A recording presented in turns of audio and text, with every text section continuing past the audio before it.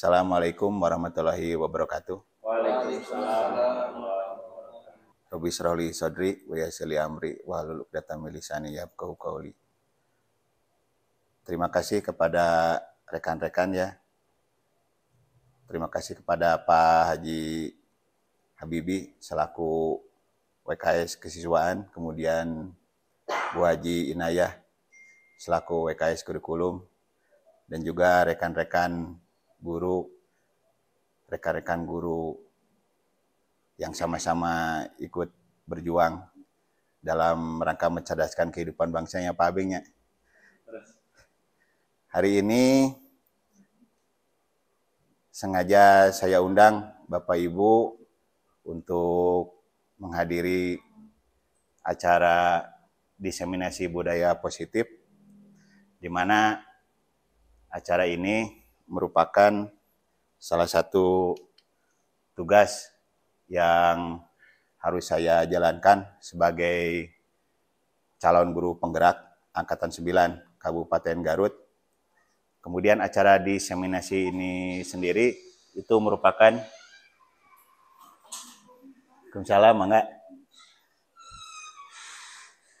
acara diseminasi ini sendiri itu merupakan penyebaran informasi terkait salah satu topik yang harus disampaikan kepada rekan-rekan guru di sekolah, yaitu tentang budaya positif ya.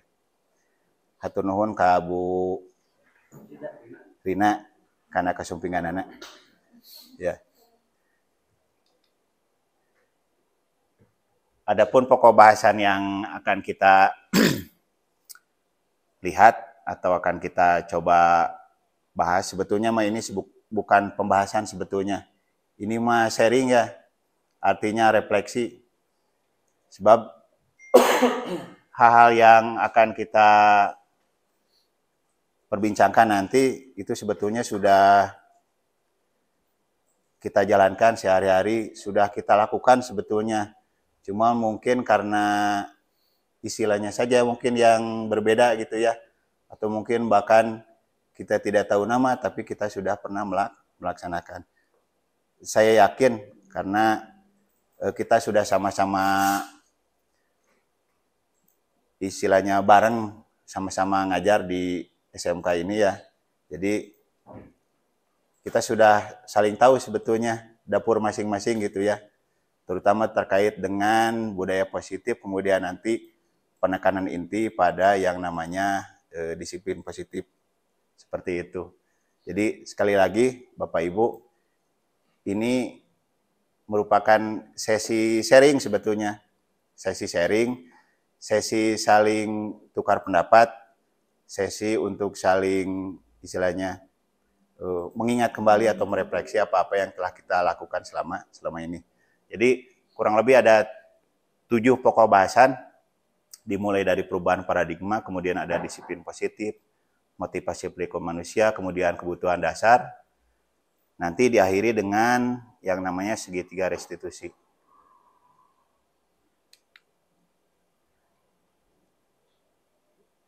Kita akan coba melakukan refleksi dulu ya. Jadi kedisiplinan itu merupakan topik yang sangat seksi atau menarik ya. Sebab pada saat kita sehari-hari pun sebetulnya kadang sebagian besar waktu kita untuk membahas tentang hal yang ada di sekolah itu seringkali ada terselip hal-hal terkait dengan kedisiplinan. Seperti Bulia mungkin setelah beres dari kelas, kemudian berkumpul dengan teman-teman, mungkin akan membicarakan si Eta. Atau mungkin Pak Ibi sendiri sebagai staf kurikulum yang sangat berkepentingan istilahnya dengan hal kedisiplinan, seperti tadi sudah diutarakan di awal itu kan, ujug-ujug sudah membahas tentang hal-hal terkait penegakan kedisiplinan. Jadi kedisiplinan itu sebetulnya merupakan bagian dari apa yang kita bahas gitu ya, terkait dengan budaya positif. Dan hal ini merupakan makanan kita sehari-hari. Jadi kita itu di sekolah sebetulnya tidak melulu hanya memberikan materi atau mencurahkan isi kepala kita sebetulnya, tapi juga mencurahkan segala pikiran dan perasaan kita untuk memikirkan terkait dengan kedisiplinan maupun perilaku tentang anak-anak seperti itu ya. Kemudian mungkin ini sebetulnya bukan pertanyaan yang harus dijawab, ini hanya sekadar untuk mengingatkan gitu ya, bahwa sudahkah kita merasa puas dan senang terhadap karakter maupun perilaku siswa kita di sekolah? Kita sudah puas belum? Ya, jadi artinya kita coba memikirkan hal-hal yang terkait pembinaan kita terhadap siswa, apakah kita sudah puas atau belum? Kemudian, sudahkah kita menegakkan disiplin dengan cara yang tepat? Seperti itu kan ya. Sebab nanti akan kita coba lihat ada beberapa hal terkait penegakan, di mana penegakan itu bisa kita lakukan dalam beberapa cara. Terkait dengan apa yang kita bahas, kita samakan dulu persepsi ya, terkait dengan apa yang dinamakan budaya positif. Jadi intinya budaya positif itu adalah nilai-nilai dan keyakinan-keyakinan serta kebiasaan-kebiasaan. Jadi sebetulnya kalau dilihat dari definisi ini, budaya positif sebetulnya sudah kita terapkan di sekolah. Baik itu dari nilai-nilai atau keyakinan-keyakinan. Bisa jadi selama ini nilai atau keyakinan tersebut itu terwujud dalam bentuk peraturan sekolah. Kemudian kebiasaan-kebiasaan seperti sering dijalankan oleh kita, tiap pagi kita sering melaksanakan sholat duha secara berjamaah ya. Kemudian pada saat kita masuk ke kelas, itu sering diawali dengan pembiasaan membaca surat-surat pendek. Kemudian juga diikuti dengan kebiasaan untuk membaca literasi. Jadi sebetulnya budaya positif ini sudah, kalau boleh dibilang 90% sudah kita lakukan ya di sekolah kita. Cuman mungkin ada beberapa hal yang nanti pada saat pembahasan, oh ternyata ada beberapa hal yang belum kita jalankan seperti itu. Nah, cara untuk mewujudkan budaya positif itu adalah melalui disiplin. Nah, mungkin langsung di pikiran kita disiplin, langsung kieu we, kaku, tegak gitunya. Sebab itu mungkin mengacu pada hal-hal yang istilahnya menurut kita selama ini adalah hal yang menakutkan seperti itu ya. Mungkin Pak Robi punya pemikiran yang berbeda tentang disiplin. Mungkin kalau beda dari segi bagaimana siswa disiplin bisa menerapkan hal-hal yang sudah disepakati di awal pelajaran. Nah, kurang lebih itu ada terkait disiplin yang dalam bentuk lain ya. Nah, kata saya juga tadi bahwa disiplin itu sudah kita terapkan sebetulnya, baik itu disiplin dalam bentuk yang ekstrim kiri istilahnya ya, dan yang danger lah cek Pak Abeng mah. Jadi hal yang sangat berbahaya, penegakan disiplin itu ada juga penegakan disiplin yang istilahnya menggunakan aturan-aturan tertentu ya, dan itu disepakati bersama murid seperti itu. Nah, sebelum lanjut ke tahap lain, itu tadi ada 7 ya. Setelah berpikir selama kurang lebih 1 minggu ya, saya coba menyederhanakan topik-topik tersebut. Sebab kalau pada saat pendidikan, topik-topik itu tuh jadi seperti tercecer gini ya. Kita memahami yang satu, kita kira-kira keterkaitan dengan pemahaman yang lain itu seperti apa gitu. Ini hanya pemahaman saya ya. Jadi lamun itu mah versi Yayan gitu ya. Bukan versi on the spot. Ini versi Yayan. Jadi tadi ke-7 bab itu saya coba bikin keterkaitannya. Yang pertama tentu saja itu dari judul yang paling utama dari budaya positif. Nah, si budaya positif itu sendiri itu kita implementasikan, kita wujudkan dalam bentuk kedisiplinan, di mana nanti kedisiplinan itu nu beureumeuna kumaha Bu? Nuluhur. Oh. Me bodor we. Soalnya targang. Ya pokoknya mah aya di baturan juga abil lah. Ya kan daripada bolak-balik. Gak apa ya. Jadi pertama dari judul yang besar, dari judul besar ini saya coba sederhanakan agar pemahaman kita lebih nyambung. Budaya positif ini salah satu caranya dari yang saya pelajari selama ini terkait budaya positif itu diwujudkan dalam bentuk disiplin. Di mana disiplin itu ada beberapa bentuk, ada hukuman ya. Ini mah bentuk kedisiplinan yang istilahnya sudah familiar, sudah kita mungkin untuk guru-guru seperti saya zaman old ini pernah mengalami juga melakukan hukuman seperti itu ya. Kemudian ada untuk kedisiplinan yang iya pokoknya mah lamun ngobrol disiplin nyambung teh ka dieu tah biasana gitunya pikiran urang teh langsung ka dinya. Selain itu ada yang bentuknya konsekuensi. Nah, kemudian ada satu lagi yang namanya disiplin positif. Nanti akan kita beri penekanan lebih itu pada disiplin positif. Nah, dari bentuk-bentuk kedisiplinan itu istilahnya ditopang atau mendapatkan dukungan. Jadi artinya untuk memahami pembentukan kedisiplinan terutama disiplin positif, terutama disiplin positif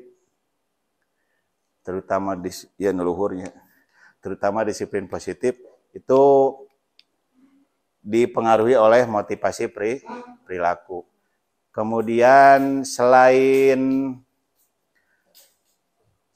bentuk kedisiplinan itu ada keyakinan kelas, di mana keyakinan kelas ini juga dipengaruhi oleh motivasi perilaku seperti itu. Nah, kemudian terkait disiplin positif yang akan kita beri penekanan lebih atau akan kita bahas lebih lanjut itu, jadi ada latar belakang, ada sesuatu yang melatar belakangi implementasi atau penerapan dari disiplin positif itu ada latar belakangnya dengan adanya perubahan paradigma belajar seperti itu. Nah, kemudian bagaimana cara menegakkan disiplin positif? Itu ada yang saya pahami ada dua, itu ada keyakinan kelas dan segitiga restitusi. Jadi ini kalau kita anggap sebagai pengobatan gitu ya atau untuk menjaga kesehatan. Jadi ini dianggap bab tentang budaya positif ini saya anggap posisi kita sebagai dokter, di mana tugas dokter itu salah satunya ada hubungannya dengan kesehatan. Ya, kesehatannya tentu saja kalau dokter itu kesehatannya terkait fisik gitu ya. Sementara kita guru di sekolah karena yang kita hadapi itu anak-anak itu merupakan benda hidup ya. Jadi kesehatannya lebih ke kesehatan psikis atau psikologi gitu. Jadi apa yang akan saya paparkan nanti ini sebetulnya akan saya analogikan seperti dokter gitu ya. Tentu saja untuk menjaga kesehatan anak-anak ada beberapa cara. Yang ini mungkin dari segi medis ya. Kalau ini mah dukun merenya, kalau hukuman mah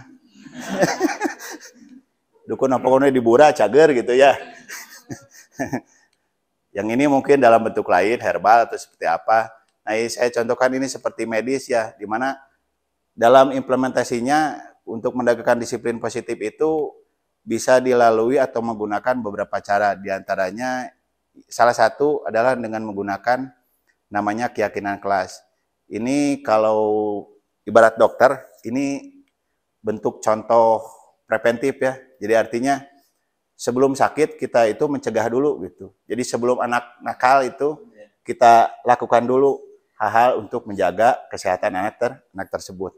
Itu bisa dilakukan melalui yang namanya keyakinan kelas. Nah, kemudian kumaha cenah lamun budak teh geus kabujang teu damang.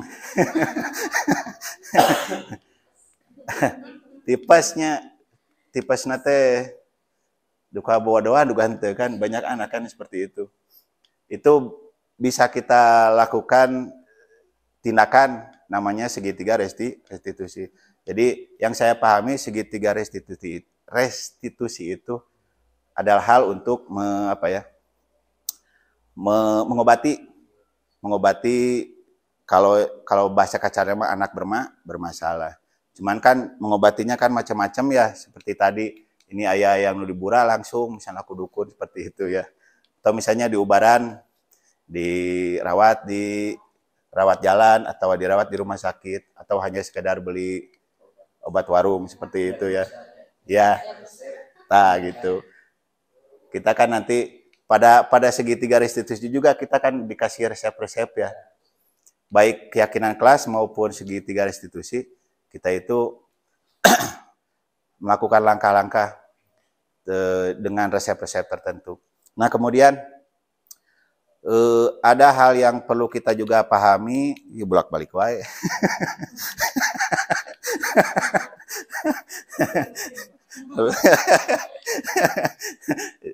Padahal itu bolak-balik nih sakit ya. Iya yang baru. Ini nih untuk menunjang pemahaman kita tentang segitiga restitusi, kita juga harus memahami apa yang dinamakan posisi kontrol restitusi dan juga kebutuhan dasar. Sebetulnya dua bab ini sebetulnya sudah sama-sama kita pahami, cuman kita coba refleksi kembali ya, terutama terkait dengan posisi kontrol nanti. Sebab dari beberapa posisi kontrol yang nanti bisa kita jalankan pada saat melakukan pengobatan terhadap siswa istilahnya, ada beberapa posisi kontrol di mana bisa saja kita melakukan cara cepat ataupun yang cara lambat. Seperti itu ya. Oke, kita lanjutkan dulu ya. Sebab ini baru mukadimah seperti itu.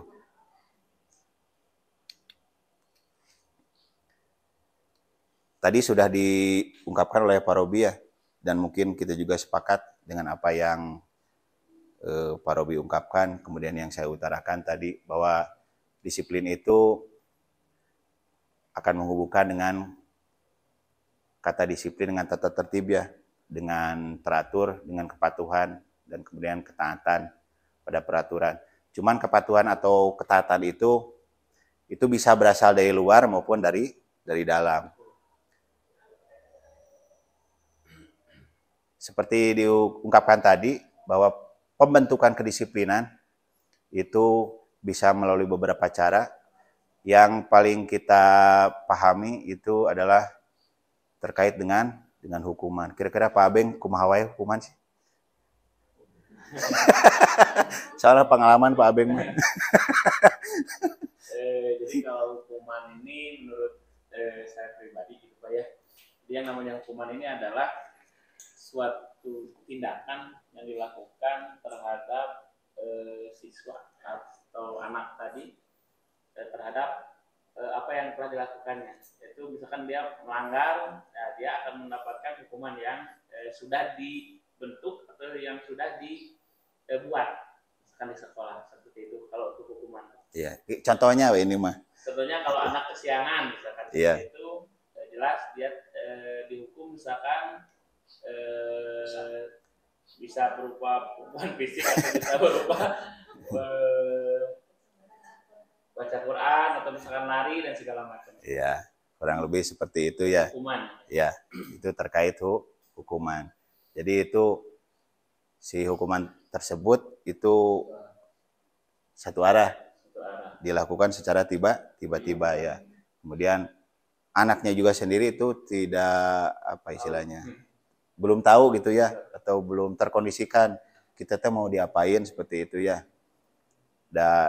Sebetulnya kalau saya lihat guru-guru di SMK 6 itu sebetulnya sudah banyak, bukan sudah banyak ya, kurang lebih 0% yang melaksanakan pembentukan disiplin dalam bentuk hukuman. Itu kan kalau zaman kita sekolah mungkin kalau kesiangan ada yang di POE pengintennya, ya ada yang di push up gitu kan ya. Kemana Pak Haji? Iya dijepret. Betul. Kalau kuku panjang gitu ya, tuh abi ge panjang jigana Pak Pami. Iya, cuma petunjuk. Dulu ya. Iya, kadang seperti gitu kan, ceprot. Seperti itu. Ini bentuk apa? Bentuk pembentukan kedisiplinan yang paling primitif lah istilahnya. Dan sebetulnya bukannya tanpa keuntungan. Ini kan bentuk pembentukan kedisiplinan yang paling mujarab sebetulnya, paling cepat. Gitu kan, kita juga kan kalau sakit misalnya hang itu paling gancang we. Hang cager gitu ya. Iya, kita juga kan posisi guru di sekolah, pokoknya mah yang gancang cager, hang gancang beres masalah jeung didinya itu seperti itu kan ya. Kad itu nama keun bae gitulah.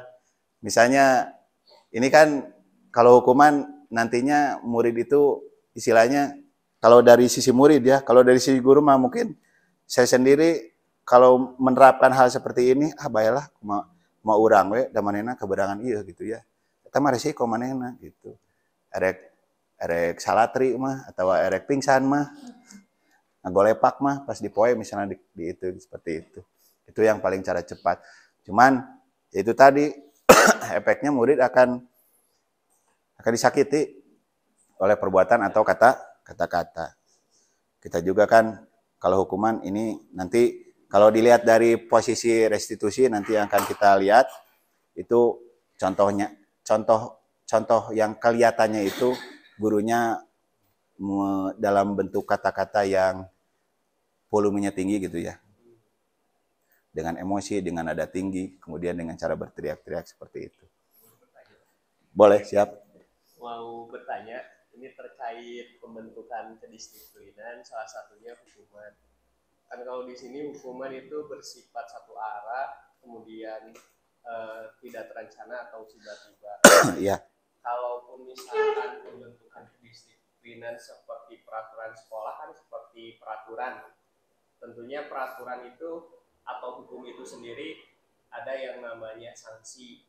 Nah, sanksi kan sudah terencana. Apakah sanksi tersebut misalkan kategorinya masuk hukuman atau yang lain? Nah, kita bahas ya. Siap. Alhamdulillah dikasih jalan sama Pak Robi. Jadi ada bentuk kedisiplinan dalam bentuk lain ya. Ini mah istilah sebetulnya mah. Kan Pak Robi sendiri bukan Pak Robi sendiri sebetulnya kita semua kan sudah istilahnya melaksanakannya. Pak Fahmi ya. Jadi istilahnya kita kalau bentuk kedisiplinan lain itu ada yang namanya konsekuensi. Di mana itu sudah direncanakan dan sudah disepakati. Seperti yang kita lakukan selama ini, kemudian yang tadi diungkapkan oleh Pak Robi. Seperti itu. Jadi ini salah satu bentuk. Ya terima kasih sudah memberikan jalan bagi saya untuk menerangkan hal-hal seperti pembentukan kedisiplinan dalam bentuk konsekuensi gitu. Pak, boleh menambahkan ya? Siap, boleh. Ini menarik dari materi ini dan saya berterima kasih diundang, kemudian mendapatkan berbagai ilmu pencerahan mengenai istilah disiplin.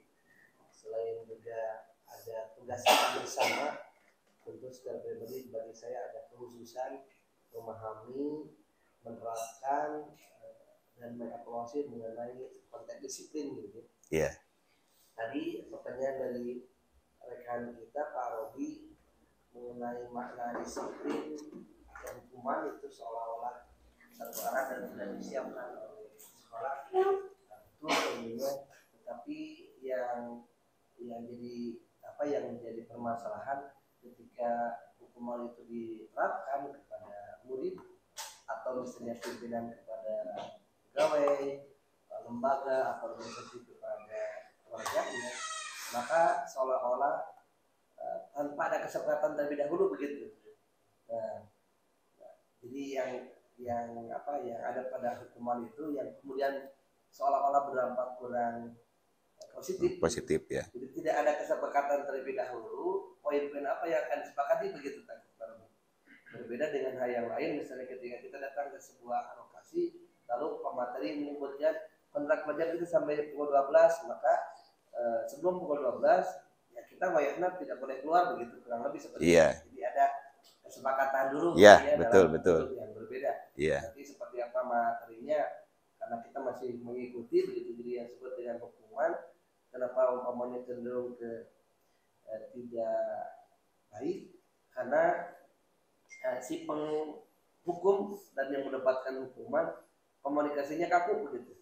Jadi Iya. itu mah yang dibuat oleh bapak saja, saya tidak iya, menyepakati, tiba-tiba saya dihukum, kurang lebih seperti itu. iya, iya, betul. Itu mungkin tambahan. Iya, betul sekali. Terima kasih.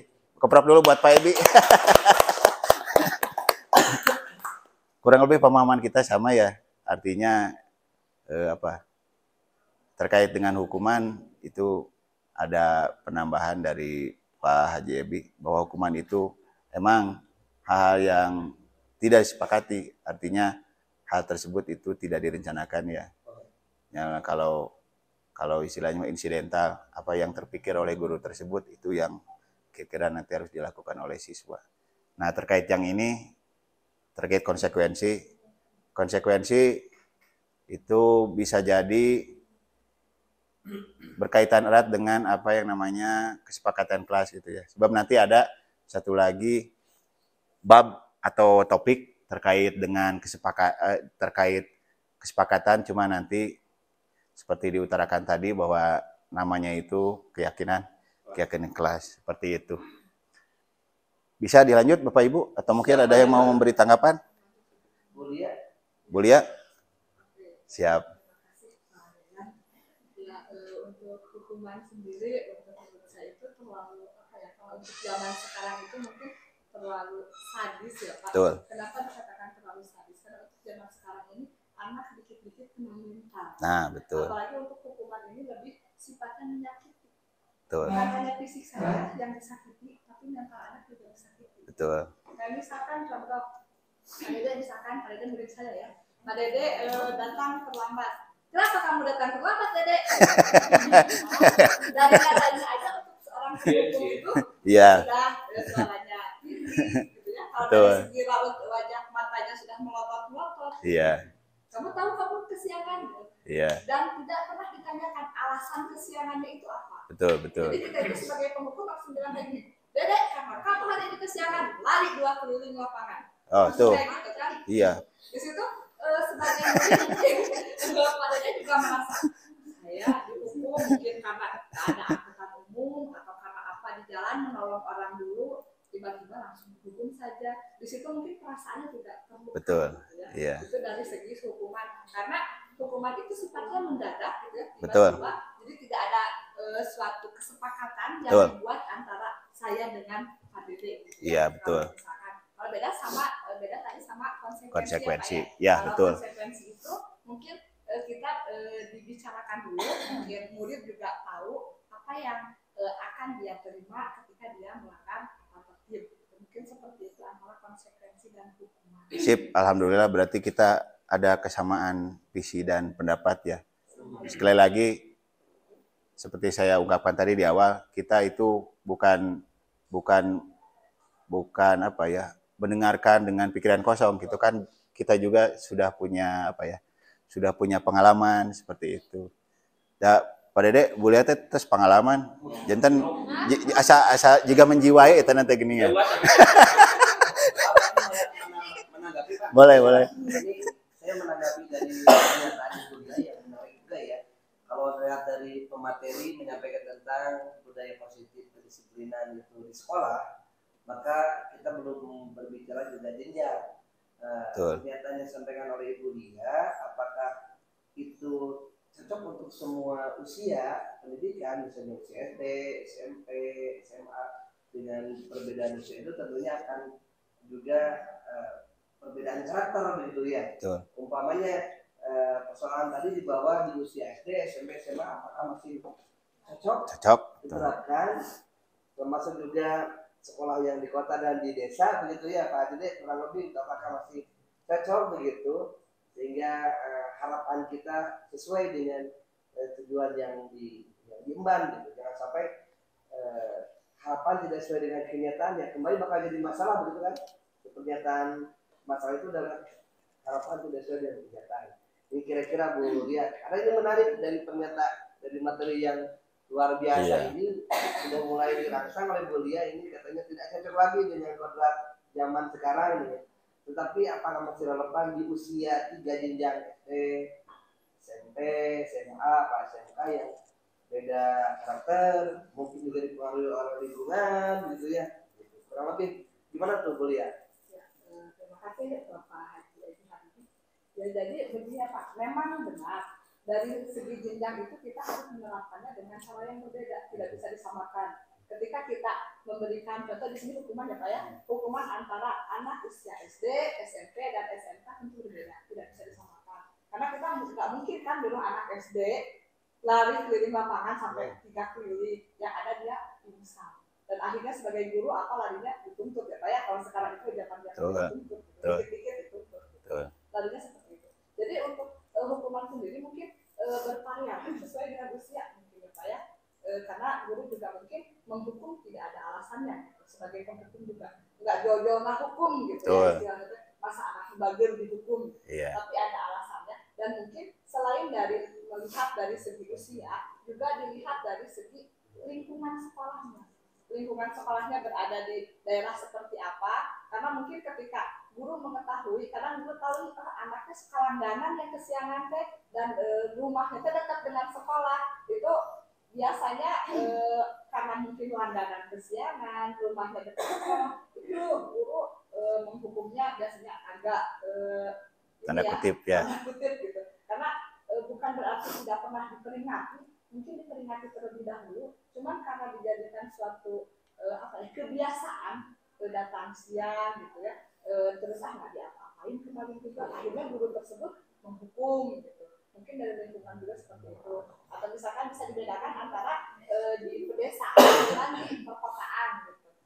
Itu juga bisa dibedakan, jadi tidak semua hukuman itu harus sama. Terima kasih. Terima kasih juga atas masukan dan istilahnya pencerahan. Sebab saya juga memiliki pandangan yang sama gitu ya, bahwa di tiap jenjang itu emang perlu ada perlakuan khusus. Kemudian dilihat dari lingkungan juga itu sama, karena tiap-tiap daerah itu punya kekhasan tersendiri gitu ya. Kemudian yang bisa saya tambahkan juga bahwa lingkungan rumah juga itu mempengaruhi. Kita mau membentuk anak yang tumbuh berkembang dengan baik gitu, hanya saja kadang sekolah lingkungan rumah juga itu tidak mendukung seperti itu, malah justru mendukung hal-hal negatif tersebut. Misalnya kaberangan si budak di rumah ya malah banyak juga orang tua yang istilahnya ngantep lah terhadap anak tersebut. Malah dulu pernah pada saat saya zaman wali kelas, jadi anak tersebut ketahuan merokok oleh saya gitu. Setelah saya tanya, anak tersebut malah non pacen tidak bima ngarokok ge rokona terus dipangmeserkeun cenah ku sepuh, seperti itu. Jadi malah akhirnya serba salah gitu untuk menangani dilema untuk menghadapi siswa tersebut. Boleh, mangga Bu. Terima kasih Pak Yan untuk materinya sangat bagus dan menarik. Ini untuk masalah konsekuensi atau hukuman gitu ya, yang pernah saya alami dulu di SD, kan ada siswa terus aja kesiangan gitu ya, kelas 2 SD kalau nggak salah ya, memang masih kecil ya Pak, tapi sama gurunya jadi setiap datang kesiangan dan mau ditunggu sama si ibunya gitu, beberapa hari seperti itu. Cuma kata guru saya, ya udah kalau mau ditunggu udah pulang aja, besoknya seperti itu lagi, nggak mau, pengen ditunggu pulang lagi, suruh pulang aja, pulang lagi. Tapi pada suatu saat mungkin anak itu meskipun masih SD, tapi sudah mulai berpikir, jadi dia memberanikan diri untuk sekolah. Gitu. Mungkin bisa diterapkan juga mungkin di sini. Katanya juga dulu di Al-Maksum seperti itu, jadi yang kesiangan ya udah pulang aja. Atau misalkan dibuka gerbangnya itu sampai jam keberapa gitu. Tapi biasanya suka ada kesadaran sendiri gitu, karena mungkin kalau terlalu sering kan berdampak juga Iya. Kalau luar biasa iya. Itu pernah dulu pengalaman, tapi anaknya jadi sadar sendiri gitu kan.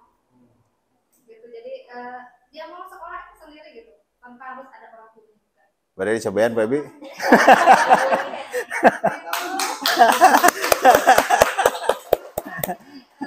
kan yang dibahas mungkin dari kedisiplinan apa peraturannya yang sudah misalnya kesiangan atau apalagi kedisiplinan seperti itu fisik atau apa, tapi belum dibahas dari kedisiplinan dari segi bahasa.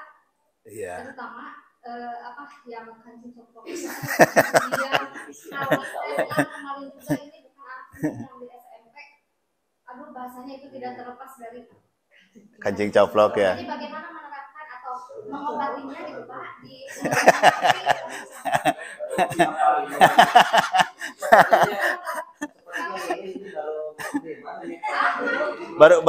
baru mukodimah belum ke hal-hal yang inti sebetulnya mah. Hal ya. Kalau dari segi bahasa ya, karena kan nanti kalau di sini SMK khususnya nanti diterapkan di Iya, betul. Iya. Ya bisa saja nanti, tapi apa ya? Yang saya bahas di sini sebetulnya lebih ke penekanan kita sebagai guru ya. Artinya apa yang bisa kita lakukan langsung. Jadi skopnya tidak dalam posisi skop sekolah seperti itu. Jadi mungkin kalau posisi skop sekolah itu juga harus tetap dirundingkan dengan pihak-pihak sekolah, terutama dengan BKS kurikulum seperti itu. Ya, ya dengan siswaan. Aduh, rasa di imah itu.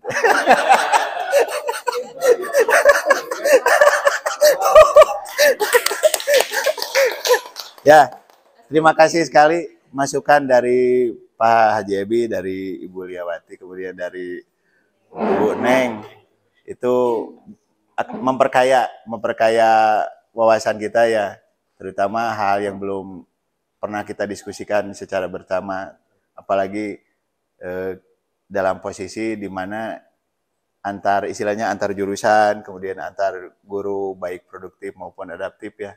Jadi kita alhamdulillah hari ini saya juga mendapat pencerahan dari apa yang diungkapkan oleh teman-teman tersebut, dan mungkin nanti bisa ditindaklanjuti ya. Bukan mudah-mudahan harus ditindaklanjuti.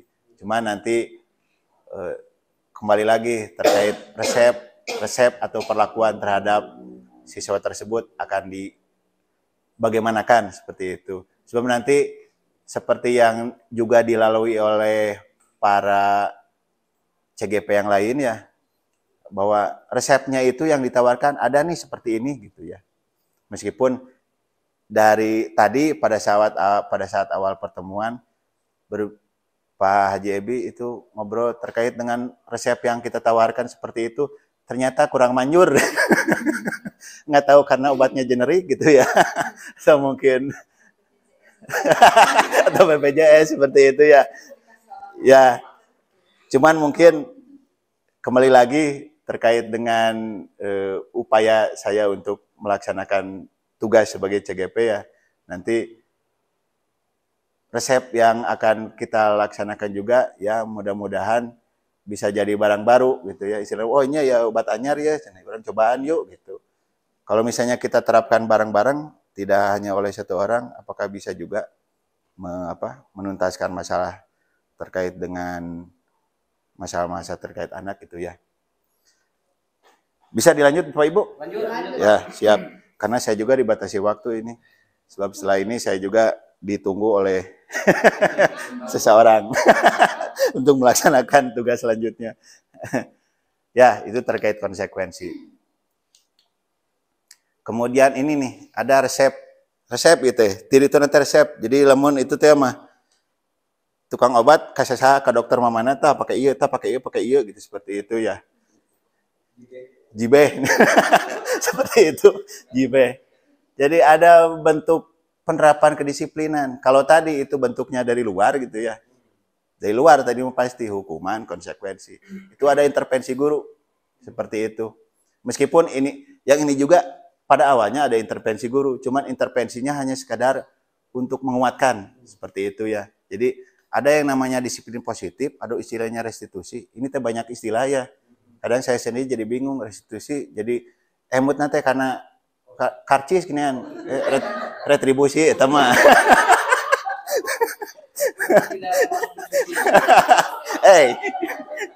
Tengah dang Pak Haji. Jadi ini istilahnya apa ya? Kalau tadi bentuk kepatuhannya itu didorong dari luar gitu ya, ku guru lah istilahnya mah. Atau lebih jauhnya oleh orang tua gitu seperti itu. Nah, ini didorong oleh mereka sendiri seperti itu. Itu didorong oleh rasa atau nilai kebajikan yang ada pada diri mereka sendiri. Jadi artinya pada saat kita menerapkan disiplin positif ini, kita mencoba mengingatkan anak akan, kalau cek bahasa itu nama suara hati mereka. Mana teh hayang kieu terus? Rada pabeutnya kalau pakai bahasa mana teh hayang kieu terus? Asa kasar kieu. Engkau hayang alus tapi kasar deh. Tapi kadang untuk beberapa orang harus seperti itu. Jadi maksudnya intinya seperti itu. Ditanyakan pada anak, kamu kalau muncul bahasa yang menurut ayadanya mah, keyakinan seperti inikah yang Anda inginkan? Nah, seperti itu, caheula tuh.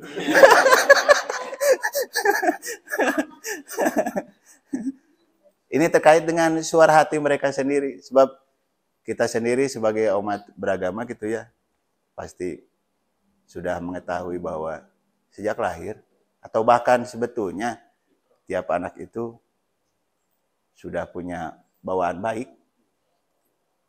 Ya Pak Yogi ya?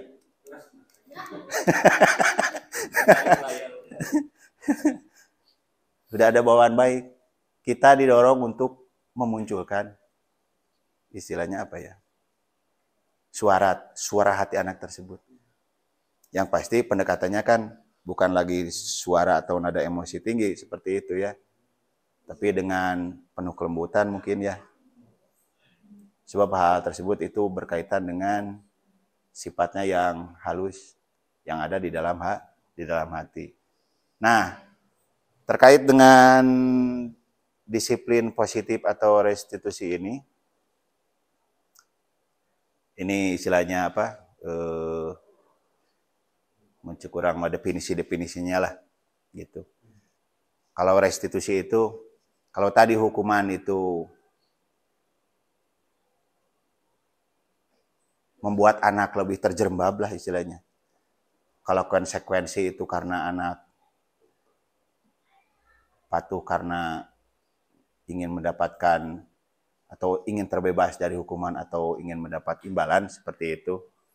Nah, kalau ini sebetulnya semua anak sebetulnya dalam posisi gagal, istilahnya salah gitu ya. Cuman dengan disiplin yang positif ini mengajak anak untuk istilahnya keluar dari kegagalan. Jadi anak untuk diajak agar emang anak itu dalam masalah, emang anak itu salah gitu ya. Cuman dalam hal ini posisi kita bukan malah lebih membuat anak lebih bersalah gitu. Tapi membuat anak, oh iya ya, meyakini bahwa mereka itu salah. Cuman kesalahannya itu bukan untuk diberi hukuman, tapi untuk sebagai pembelajaran. Jadi artinya nanti kalau dalam bentuk tindakan terkait dengan penerapan disiplin positif pada segitiga restitusi, kita seolah-olah seperti membenarkan bukan membenarkan ya, seperti membenarkan tindakan anak tersebut. Misalnya mau di sekolah mah pada saat lapang itu belum pakai tralis gitu kan, sering banyak kaca yang pepes istilahnya ya, mepeskeun kaca teh salah sebetulnya mah gitu. Cuman mungkin nanti kata-kata yang terlontar dari guru mungkin seperti ini, Bapak juga pernah main sepak bola, Bapak ge pernah mepeskeun. Jadi artinya ngadegerekeun baru udah salah sebetulnya itu teh.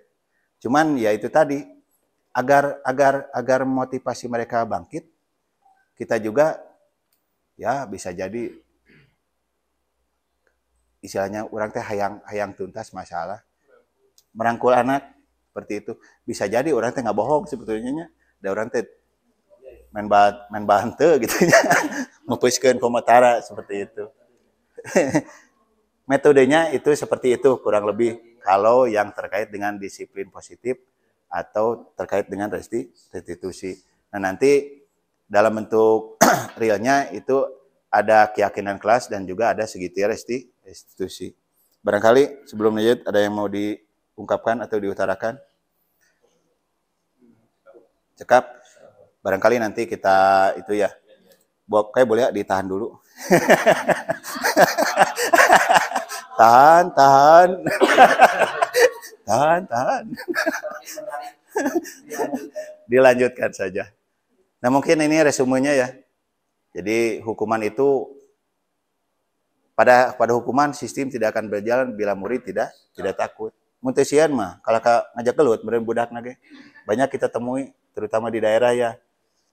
Jawara-jawara kampung. Kaberangan terus manehna sorangan mau bedog ke sekolah. Pak, hayu di luar seperti itu.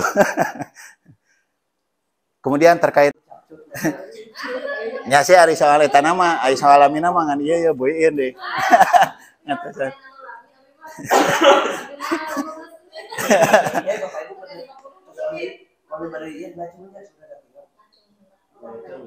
Oh iya, siapnya. Sepado katingal. Kita lanjut ya. Dilewat lah. Kita balik lagi untuk ini satu bagian sudah kita lalui ya. Jadi terkait dengan pembentukan kedisiplinan. Nah, si disiplin tersebut itu didasari oleh motivasi dari atau didasari oleh dorongan dari anak bahwa mereka patuh itu pertama motivasinya mungkin untuk menghindari ketidaknyamanan atau hukuman. Kemudian ini bisa jadi motivasi ini bisa jadi emang untuk kalau misalnya anak yang sekali dihukum kemudian selanjutnya itu patuh istilahnya ya, itu bisa jadi motivasinya untuk menghindari ketidaknyamanan atau hukuman. Nah, kemudian untuk yang konsekuensi bisa jadi untuk mendapatkan imbalan. Patuh pada guru, mereka ingin mendapat perhatian atau mendapatkan hal-hal lain. Nah, untuk motivasi yang ketiga, ini berhubungan dengan bentuk kedisiplinan yang namanya restitusi.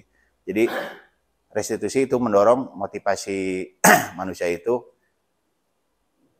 agar berasal dari mereka sendiri seperti itu. Itu terkait motivasi.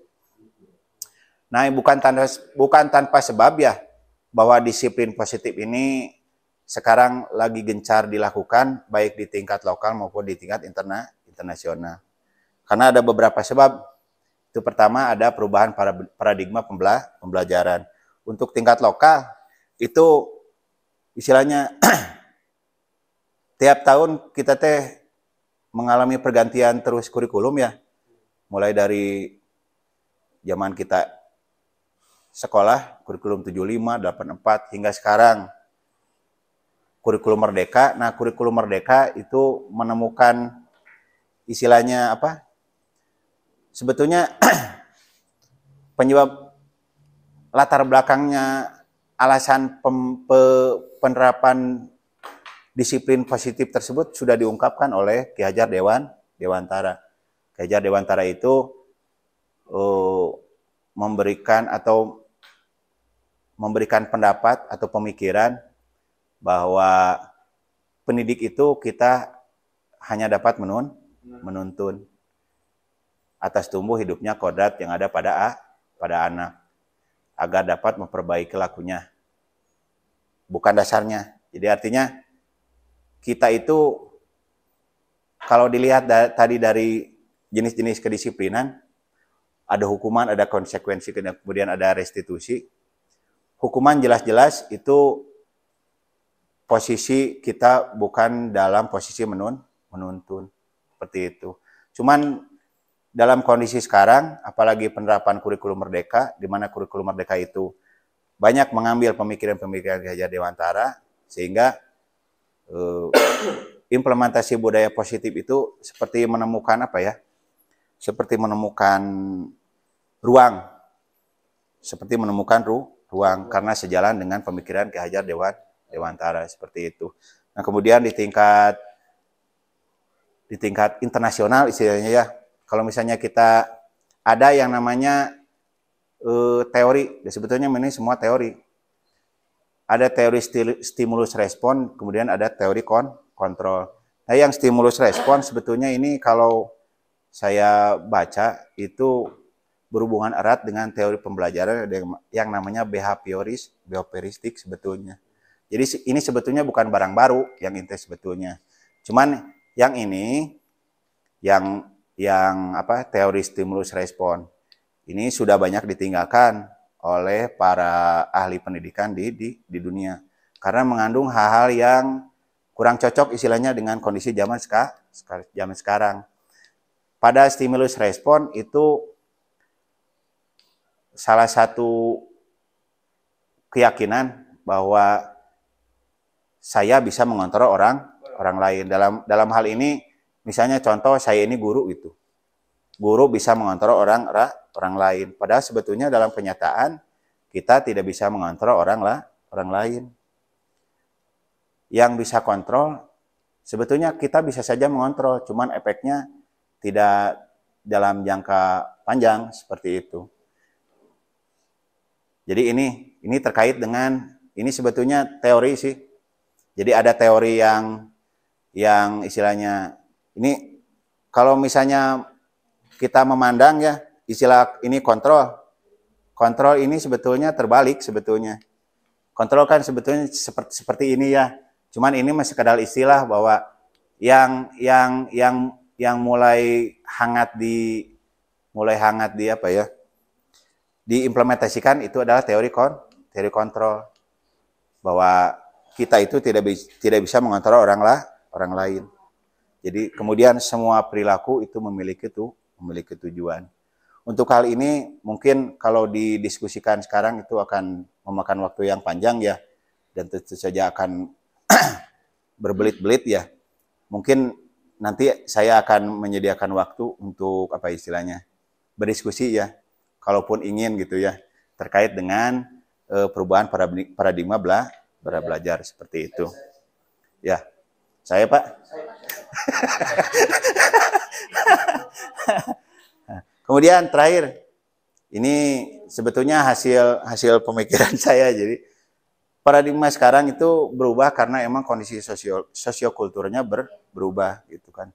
Kalau dulu kita dicepret, datang ke rumah orang tua nyuruh nyepret gitu ya. Kalau sekarang kita nyepret, malah anaknya sendiri bawa ketepel, bis nyepret gitu teh dibela deh seperti itu. Ya mungkin karena kondisinya seperti itu, makanya resep yang ditawarkan tadi itu sebetulnya resep dari pemerintah ya. Tentu saja dengan kajian yang mendalam seperti itu oleh mereka. Cuman karena kita orang lapangan implementasinya itu kadang sering mentok di implementasi. Teorinya sudah bagus, tapi implementasinya yang kadang akan berjalan dengan sulit seperti itu. Itu terkait latar belakang kenapa sekarang gemar-gemborkan apa yang namanya disiplin positif seperti itu. Kita lanjut saja dulu. Ini motivasi sudah tadi. Kan ini bukan barang baru sebetulnya. Sebab dari beberapa pembicaraan dengan guru itu bahwa mereka sebagian besar bahkan 99,9% lah istilahnya. Pada saat mereka melakukan pembelajaran, mereka juga itu melakukan semacam kontrak pembelajaran. Cuman hal itu berbeda. Karena pada kontrak pembelajaran itu kesepakatannya itu lebih ke dominan guru. Jadi guru yang menginginkan hal tersebut di kelas teh. Soknya barudak kieu sedikit sekali melibatkan anak ya. Bahkan bisa jadi kalau melibatkan anak akan jadi ribet seperti itu. Anak tong ribut, kumacarana tong ribut. Sebetulnya yang kontrak kelas itu sebetulnya ada sedikit paksaan seperti itu. Kumaha carana ame teu dipaksa?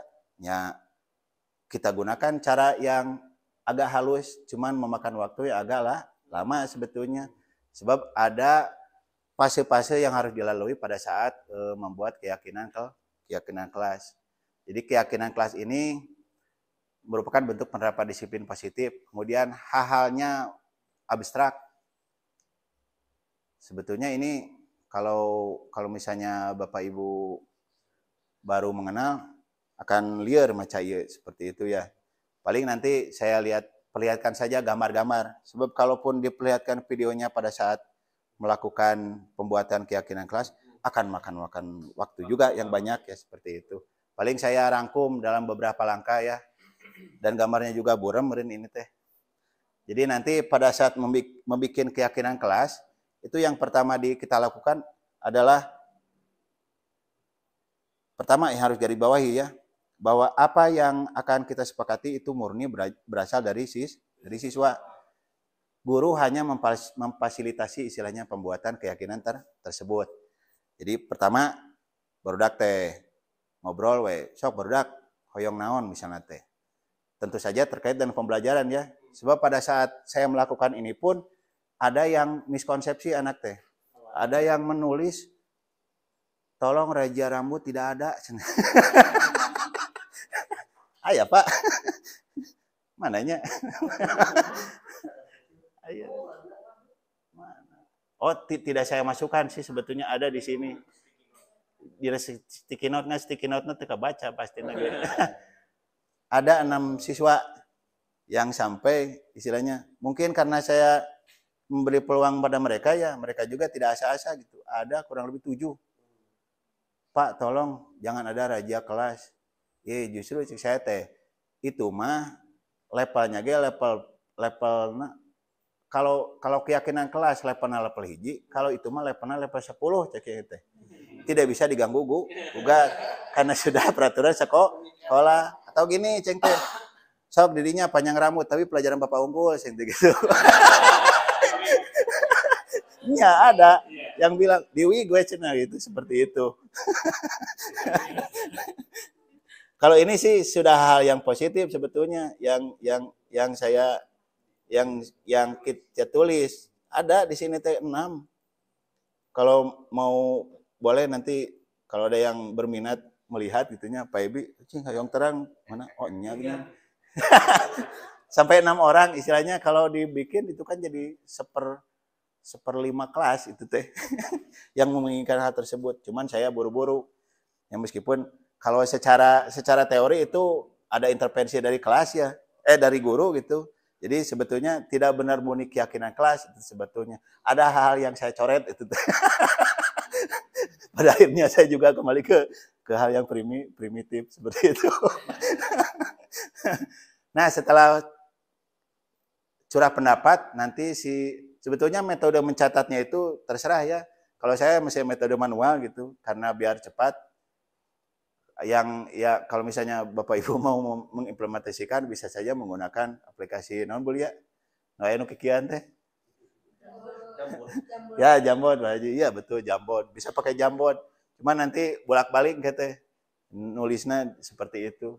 Terutama yang ingin saya dapatkan tuh yang bukti seperti ini gitu kan ya.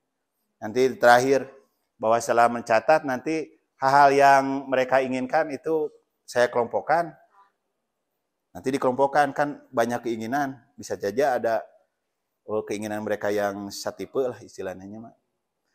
Nanti dikelompokkan, setelah dikelompokkan bisa jadi apa yang diungkapkan anak itu masih berupa peraturan. Jadi di keyakinan kelas ini diusahakan jangan bentuknya sebagai peraturan. Nanti diubah jadi si kalimat-kalimatnya itu jadi kalimat positif misalnya. Dilarang terlambat itu diganti jadi menghargai waktu misalnya seperti itu. Kemudian ubah jadi nilai kebajikan. Jadi nilai kebajikannya itu jadi ada hal seperti ketertiban, bertanggung jawab, religius, gotong royong, toleransi. Jadi hasilnya nanti seperti ini. Aduh, iya padanya berep. Kebiasaan di kelas berudak. Nah, seperti ini. Jadi nanti misalnya saling membantu itu bisa dikelompokkan dalam atau bisa dibikin dalam bentuk kata-kata kebajikan, gotong royong. Seperti ini pasti ada terus, dan anak-anak banyak yang menulis terkait dari religius. Ada sholat duha mah, ya baca Quran mah seperti itu. Sholat duhur bersama mah di kelas seperti itu. Nah nanti keyakinan tersebut dibuat atau ditandatangani. Jadi ini ada kayak kesepakatan sebetulnya. Jadi berita acaranya lah seperti itu. Ininya ditulis di sini. Kita lanjut yang satu lagi ya. Diperkuik aja. Diperkuik aja. Selain tadi terkait dengan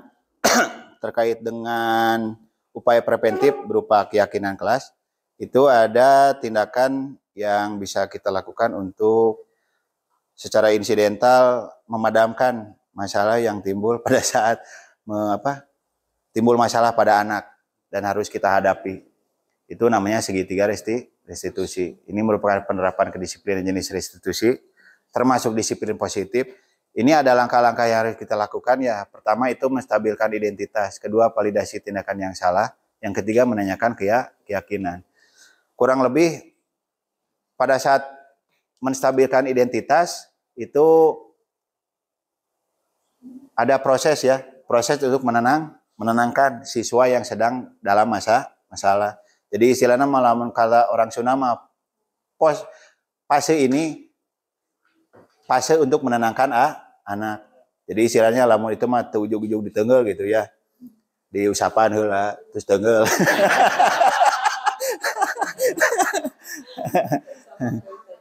Iya, jadi kata-kata yang mungkin muncul itu berbuat salah itu tidak apa-apa, tidak ada manusia yang sempurna seperti itu.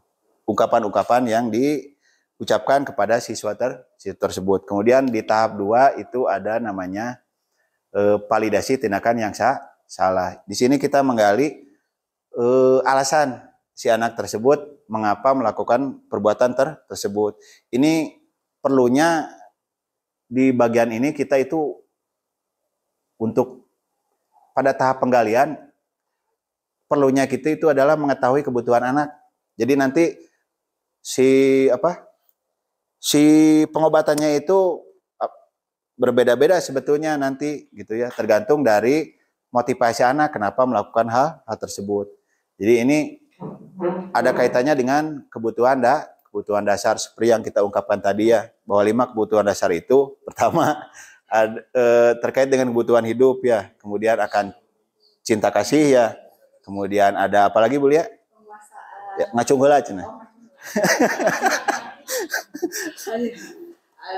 Ada kesenangan, kemudian ada kekuasaan, kemudian satu lagi mungkin Pak Haji Emi bisa ditambahkan. Pak Haji? Ya kebebas. Ya keprok buat Pak Haji sama Bu Lia seperti itu. Kalau 5 kebutuhan dasar itu Pak, dari mana itunya diambilnya referensinya? Oh, referensinya. Kalau kan yang sudah Iya. ada 7. Iya. Yang saya ketahui ini seperti ini gitu ya. Yang 7 mah Maslow. Ya, Maslow seperti itu. Kalau ini tidak salah Dokter Thompson seperti itu. Sebetulnya mau yang 7 mau yang 5 tetap kebutuhan dasar itu agak mirip-mirip gitu ya. Agak mirip-mirip. Jadi si kebutuhan 5 dasar ini penting kita ketahui manakala kita melakukan validasi tindakan yang salah. Jadi kita bisa mengetahui oh si ieu mah gara-gara butuh kebebasan jadi nanti kayak perlakuannya teh kudu kumaha seperti itu. Di bagian validasi tindakan yang salah. Seperti itu. Ini ungkapan-ungkapan yang bisa kita pertanyakan kepada anak seperti itu. Kemudian yang terakhir itu menanyakan keyakinan. Jadi ini pada fase ini merupakan fase penutup di mana kita harus bisa mengangkat anak yang tadinya merasa gagal menjadi merasa kuat tanpa tanpa mereka sendiri itu mengabaikan kesalahan yang mereka lakukan. Jadi seperti itu. Kurang lebih pasti-pastinya seperti itu ya. Kemudian izinkan saya mempertontonkan istilahnya ya. Nggak tahu gagal, nggak tahu nggak ini teh seperti itu ya. Silakan Bapak Ibu tanggapi. Di pause lah. Hilang. Ini betul-betul real. Kemudian istilahnya tanpa rekayasa. Kemudian muridnya juga emang ada masalah, meskipun masalahnya sedikit sebetulnya. Cuman karena ada kebutuhan untuk pengerjaan tugas, saya cokel kesalahan tersebut. Saya gali. Tidak lama, mudah-mudahan nanti tidak bosan ya.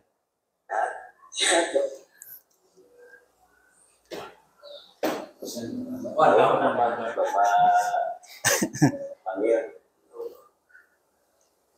bisa dijelaskan kenapa Salman kemarin tidak hadir pas pelajaran Bapak? Bolos jam terakhir. Ya,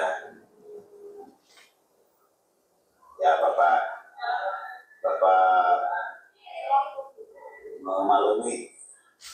memaklumi apa yang telah dilakukan oleh Salman ya.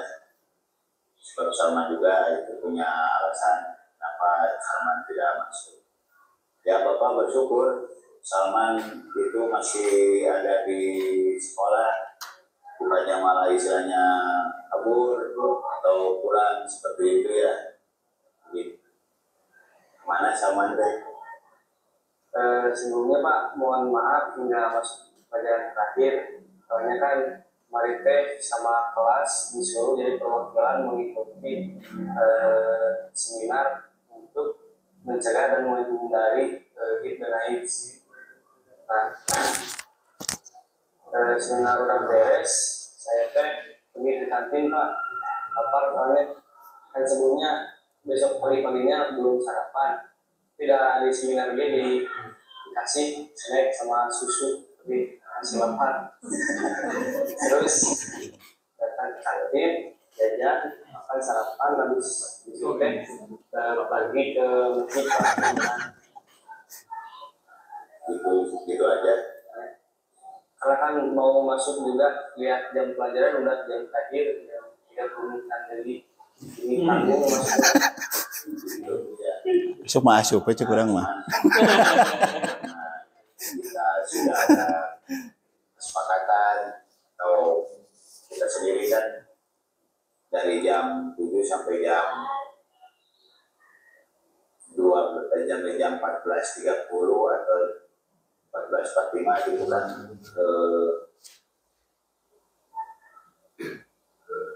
tugas kita itu adalah belajar.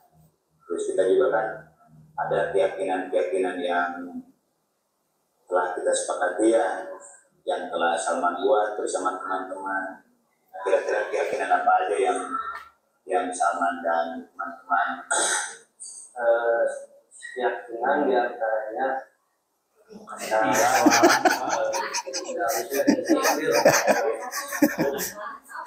Pak Yayus.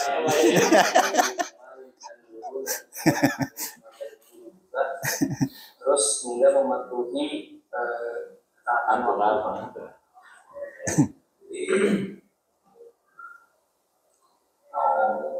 Datang itu tepat waktu ya.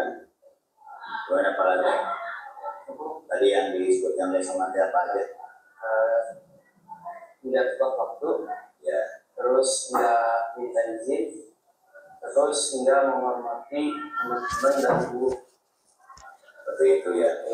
Nah, kira-kira rencana Salman Rencana karena sudah bolos pelajaran, pastinya minta materi dari teman dan juga mengerjakan tugas yang sudah diberikan selama Pak.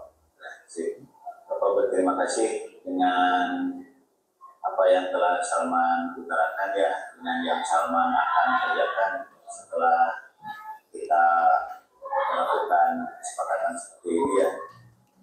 Kira-kira kedepannya Salman akan berbuat seperti itu lagi tidak? Insya Allah tidak Pak. Ya, alhamdulillah. Terima kasih ya. Saya minta maaf sebesar-besarnya Pak. Ya, sama-sama. Oke, segitu aja man ya. Mudah-mudahan kedepannya Salman lebih baik. Ya, Terima kasih Pak. ya sama-sama. Terima kasih banyak. Ya, sama-sama. Assalamualaikum. Salam.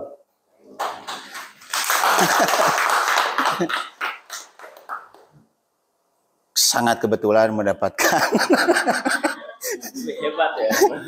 mendapatkan anak yang ya istilahnya saya juga sempat deg-degan untuk melakukan tersebut. Tentu saja hal-hal baru ini teh. Kurang lebih seperti itu ya, terkait pemaparan topik tentang budaya positif. Nah mungkin sebelum kita akhiri Bapak jika kamu udah, saya minta pada rekan boleh siapa saja untuk istilahnya melakukan refleksi. Pak Haji Ebi, Boleh Pak. siap, mangga. Kapayun Pak Haji.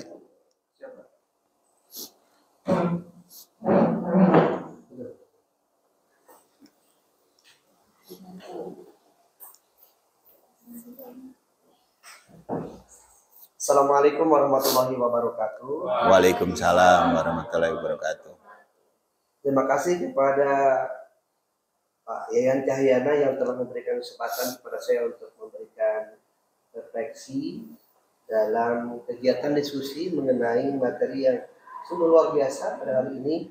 Secara pribadi saya banyak diberikan inspirasi, arahan juga penguatan mengenai materi-materi yang telah disampaikan, baik filosofi pengajaran Ki Hajar Dewantara yang bagaimana pengajaran itu harus berpihak kepada murid atau siswa ya. Kita populer dengan istilah siswa, istilah murid itu memang konsep Ki Hajar Dewantara dan ini banyak dipakai dalam setiap konsep-konsepnya.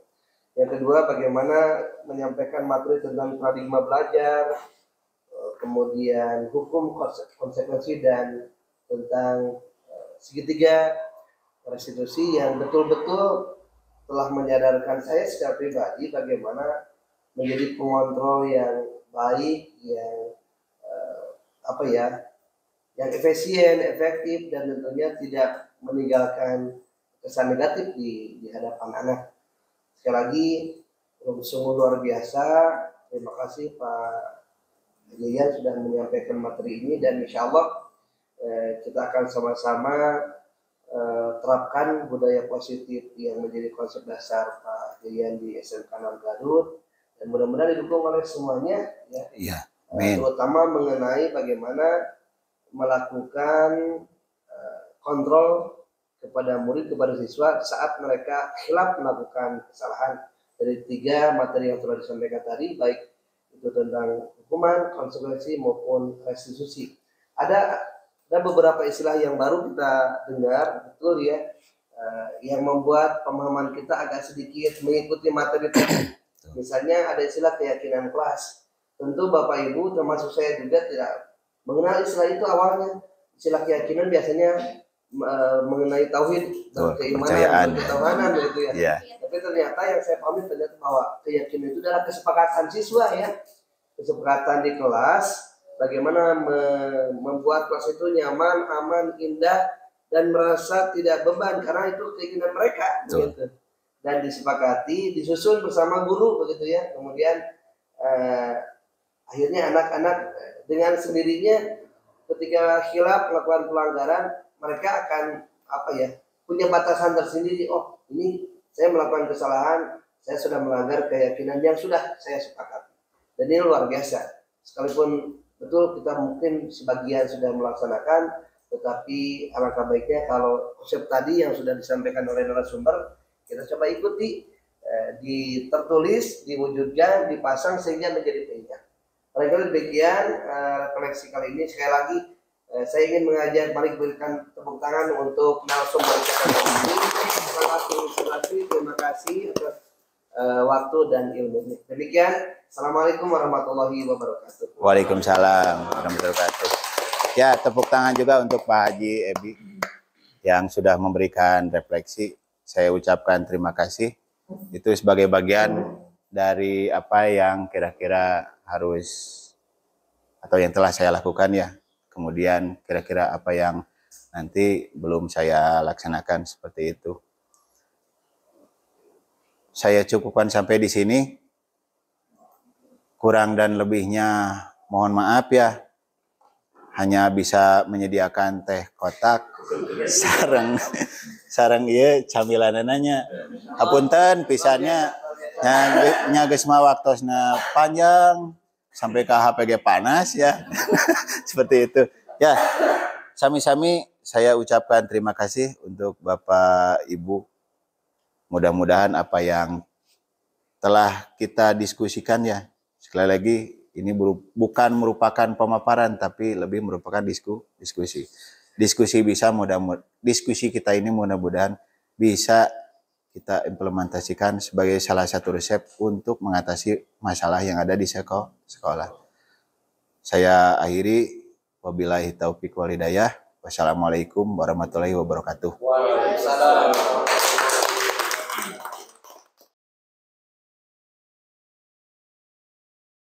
Bismillahirrahmanirrahim. Assalamualaikum warahmatullahi wabarakatuh. Waalaikumsalam warahmatullahi wabarakatuh. Hari ini seperti telah kita sepakati sebelumnya ya, kita akan membuat semacam aturan kelas, tapi istilahnya itu bukan aturan kelas. Sebab kalau aturan kan itu terkesan kaku, terkesan menakutkan ya. Terus lagi tidak sesuai dengan kehendak atau keinginan kalian. Jadinya memakai istilah keyakinan kelas. Hal ini sudah mulai banyak diterapkan di banyak sekolah. Itu sehubungan dengan adanya implementasi kurikulum merdeka seperti itu. Jadi diharapkan nanti apa-apa yang sudah menjadi kesepakatan kelas atau keyakinan kelas itu bisa ditaati atau dipatuhi tanpa ada paksaan. Jadi artinya segala aturan yang nanti kita buat itu dikembalikan lagi kepada diri kita. Sebab kita kan yang bikinnya. Dipaksa nyediknya. Ya kan kalau namanya dipaksa itu pasti ada unsur apa ya? Coba kalau dipaksa kira-kira apa efeknya pada kita? Ya malas, terus apa lagi? Kesel pasti ya. Aduh si bapak cenah, nyen aturan teh mani tidak sesuai dengan hati nuraniku cenah. Padahal abi teh hoyongna teh gitu, tapi bapak mah kieu cenah. Jadi kenapa disebut keyakinan kelas? Karena aturan yang istilahnya hal-hal yang kita sepakati itu pure atau murni berasal dari diri kalian sendiri seperti itu. Terus selanjutnya nanti Bapak akan bagikan ya kira-kira hal apa saja yang ingin kalian sepakati atau ingin kalian terapkan di sekolah ataupun terutama di kelas ini ya. Jadi kan pasti Bapak nguriling nanti teh ke semua kelas. Cuman Bapak pilih yang akan Bapak upload itu TKJ 4. Sebab orang-orangnya well.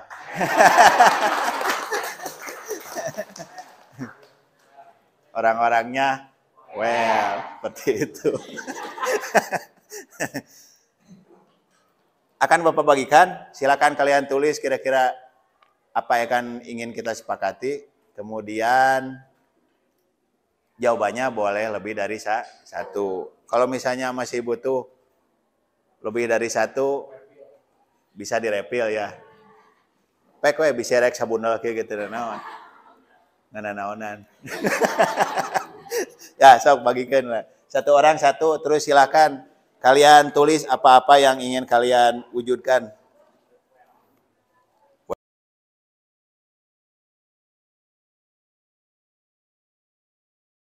Kita lihat. Atasnya saya nanya. Kita lihat yang pertama. Nah, nanti ini kan bisa aja ada kata-kata yang kan ada aturan mah jangan dilarang ya. Nanti kata-kata jangan dan dilarang itu harus kita rubah menjadi kata-kata yang istilahnya halus lah. Kata yang halus. Kayak gini. jangan memakai kaos kaki selain putih di kelas. Berarti apa kira-kira? Ya. Pokoknya mah harus dilarang nu itu nantong. Berarti wajib jangan. Biasakan sok. Nya langsung serat biasakan. Oke, nu atos di checklist. Memakai kaos kaki naon berarti?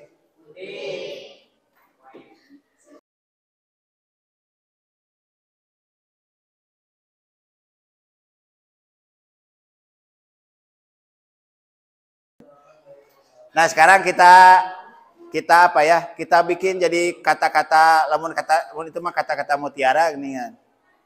Biasakan memakai kaos kaki putih. Berarti itu teh apa? Masuk nate lamun aturan teh aturan sekolah ya. Berarti naon?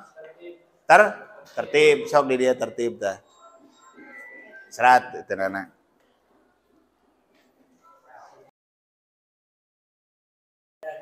Nah, nanti setelah ditulis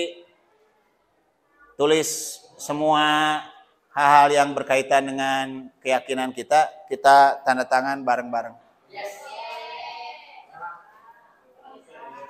Nah, sekarang kita sama-sama tanda tangan, Bapak heula. Sok. Tuh aya 2 spidona. Sok.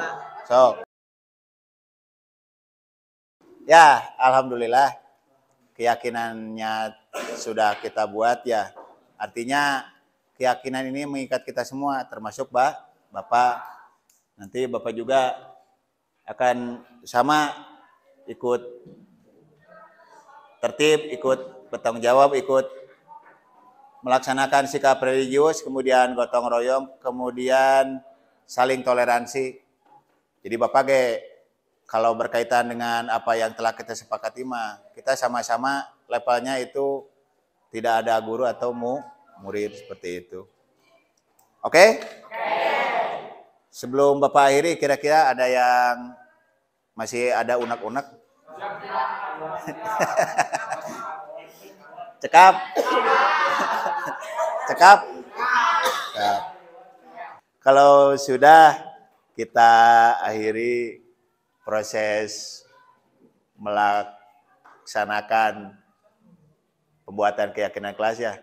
Bapak ucapkan terima kasih atas kerjasamanya ya. Akhirul kalam.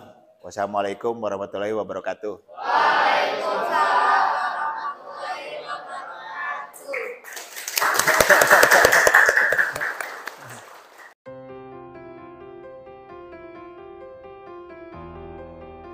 Assalamualaikum warahmatullahi wabarakatuh. Selamat malam. Sebelumnya, perkenalkan saya Ridwan Ramadan dari kelas 11 TKJ 4. Di kesempatan kali ini, saya perwakilan dari kelas 11 TKJ 4 akan menyampaikan pendapat tentang keyakinan kelas yang telah dibuat di minggu kemarin.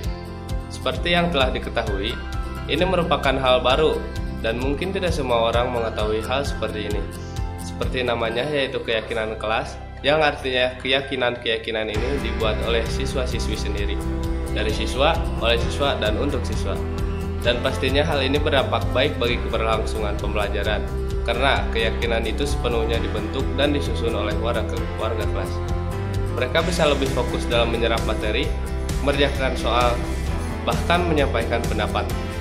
Hal ini juga berpengaruh besar bagi kemajuan kelas itu sendiri, karena mereka merasa nyaman, dan dari nyaman itulah yang membuat pembelajaran jauh lebih efektif. Karena yang terpenting prioritas di kelas yaitu kenyamanan. Dengan nyaman, para siswa akan lebih senang datang ke sekolah. Sekian yang dapat saya sampaikan. Mohon maaf bila ada kata per kata yang kurang jelas atau mungkin sulit dipahami. Mengingat saya juga manusia yang tidak luput dari hilaf dan dosa. Indonesia negara hukum. Wassalamualaikum.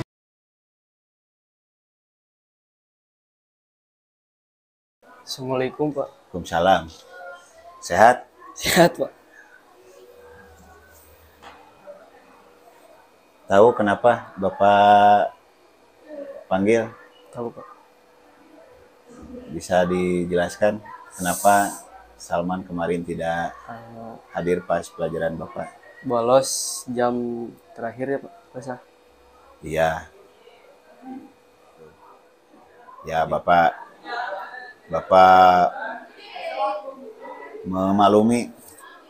memaklumi apa yang telah dilakukan oleh Salman ya.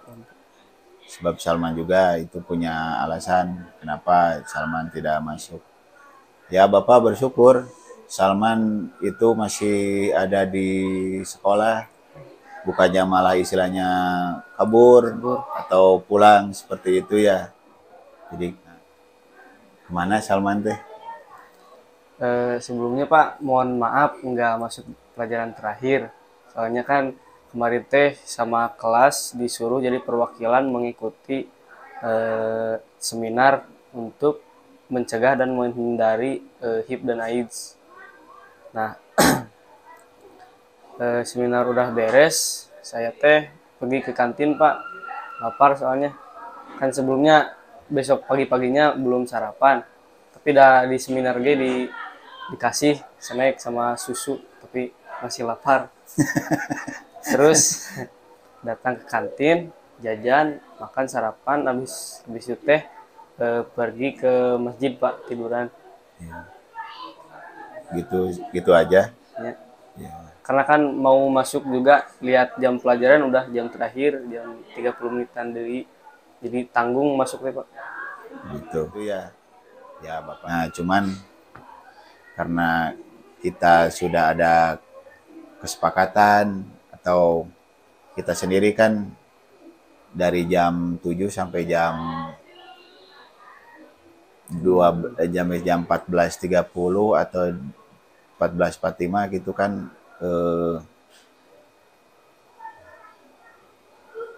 tugas kita itu adalah belajar gitu. Terus kita juga kan ada keyakinan-keyakinan yang telah kita sepakati ya, yang telah Salman buat bersama teman-teman.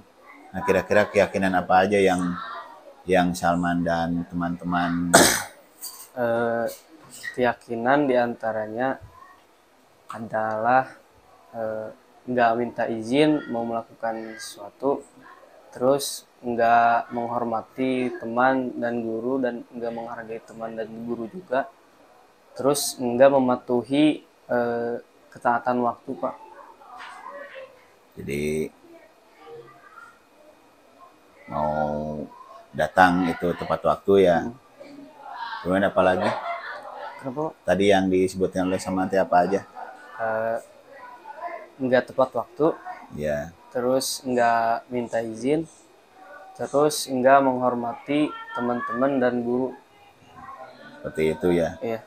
Nah, kira-kira rencana Salman Rencana karena sudah bolos pelajaran, pastinya minta materi dari teman dan juga mengerjakan tugas yang sudah diberikan sama Bapak.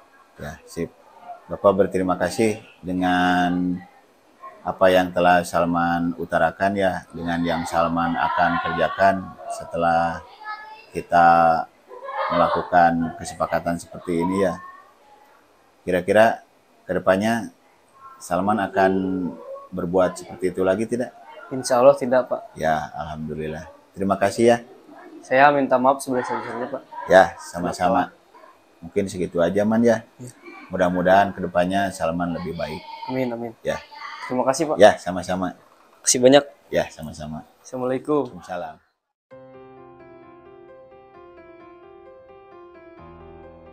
Assalamualaikum warahmatullahi wabarakatuh.